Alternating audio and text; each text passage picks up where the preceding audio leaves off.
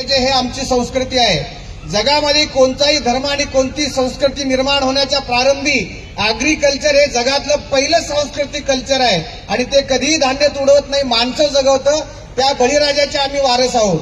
हे धान्य वाया जाऊ नये म्हणून आपण फुलांचा वर्षाव या माध्यमातून आपल्याकडे फुलं दिलेली आहेत, त्याचा वर्षाव आपल्याला करायचा आहे। महिलांच्या डोक्यामध्ये प्रश्न पडला असेल की नवरी आतापर्यंत जेवढे लग्न बघितले त्याच्यामध्ये नवरी डाव्या बाजूला असते, इथं उजव्या बाजूला बसले म्हणजे काहीतरी चुकलेलं आहे। माझ्या भगिनींनो, हजारो वर्षाची चूक आज आपण दुरुस्त केलेली आहे। त्यामध्ये पूर्व परंपरेपासून हजारो वर्षापासून सिंधू संस्कृतीपासून महिलांचा सन्मान करणं ही मराठ्यांची संस्कृती आहे आणि म्हणून वैदिक धर्माने स्त्रीला वाम, डावी, हलकी, कनिष्ठ, नवरदेवापेक्षा उंचीने कमी, अपवित्र, विधवा मुलीने हळद लावायचं नाही, स्त्रीने हळद लावायची नाही, विधवा आई असेल तर तिने लग्नात उपस्थित राहायचं नाही, हे कुसंस्कार आपल्याला मान्य नाहीत। ज्या आईने लेकराला जन्म घातलं ती जर विधवा असेल तर तिचा काही दोष नाही, तिच्या हाताने आपण हळद लावून तिचा सन्मान केला पाहिजे, ही खरी संस्कृती आहे। आणि म्हणून आईचा सन्मान झाला पाहिजे आणि म्हणून उजव्या बाजूला जाणीवपूर्वक मुलीला आपण या ठिकाणी बसवलेला आहे। महिलेचा हा सन्मान आहे। शिवपार्वतीला आपण मानतो। शिवधर्म म्हणजे नवीन निर्माण झालेला धर्म नाही, प्राचीन शिवसंस्कृती आपली सगळ्यांची संस्कृती आहे। शिवपार्वती हे आपलं आद्य दैवत आहे, आद्य दाम्पत्य आहे आणि म्हणून जेव्हा शिवपार्वतीचा विवाह झाला त्याचं शिल्प वेरूळच्या कैलास लेण्यामध्ये 2ऱ्या शतकामध्ये कोरलेलं आहे। तिथे शिवाच्या बाजूला पार्वती माता उजव्या बाजूला आहे आणि ब्रह्मदेव शंकराच्या पायाजवळ बसलेले आहे, असं ते शिल्प आहे।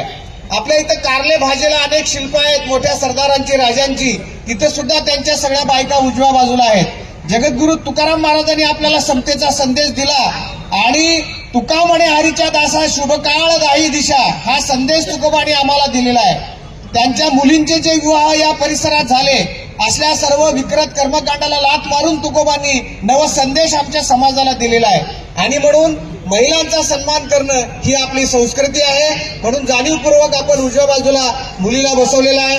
त्याचबरोबर अनेक लग्नामध्ये आपण जातो, दोघांचे माता पिता आपण विचारपीठावर बसवलेले आहेत।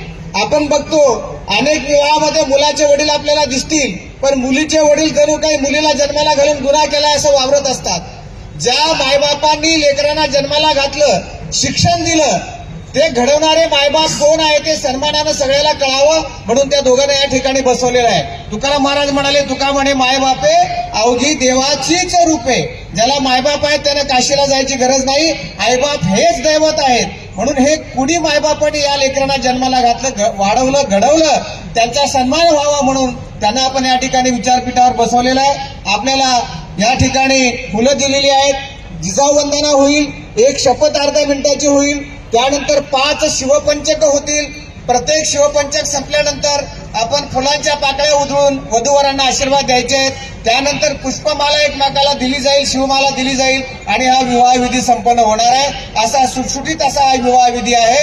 आपण सुद्धा काळानुसार पुढे चालत असताना आपली परंपरा जतन केली पाहिजे, कुप्रथा नाकारल्या पाहिजेत। ज्या पद्धतीने शिवपार्वतींचा विवाह झाला, शिवबा आणि सईबाईंचा विवाह झाला, तुकोबा आणि जिजाईंचा झाला, फुले आणि सावित्रीचा झाला, शाहू महाराज लक्ष्मीबाईंचा झाला, ही आपली परंपरा आपण या नवदाम्पत्याच्या माध्यमातून वृद्धिंगत करत आहोत। या विवाह सोहळ्याला आपण उपस्थित राहिलात त्याबद्दल मी आपलं पुनश्च एकदा हार्दिक हार्दिक अभिनंदन करतो। नव्या काळानुसार चालण्याची प्रेरणा जगन्माता जिजाऊ छत्रपती शिवाजी महाराज, संत तुकाराम महाराज, शिवपार्वती, पंढरीचा पांडुरंग या सर्व दैवताकडून आपल्याला लाभो अशा प्रकारची प्रार्थना या ठिकाणी करतो। आणि या विवाह सोहळ्याला प्रारंभ करण्यापूर्वी मी सुवर्णा बनबरे यांना विनंती करतो की त्यांनी जिजाऊ वंदना या ठिकाणी म्हणायची आहे। सर्वांनी खाली बसायचंय, फक्त नवरा नवरी ओंकार आणि अमृता यांना विनंती आहे त्यांनी समोर उभं राहायचं आहे। जिजाऊ वंदना होईल आणि याच्यानंतर शपथ आणि त्यानंतर 5 शिवपंचक होतील।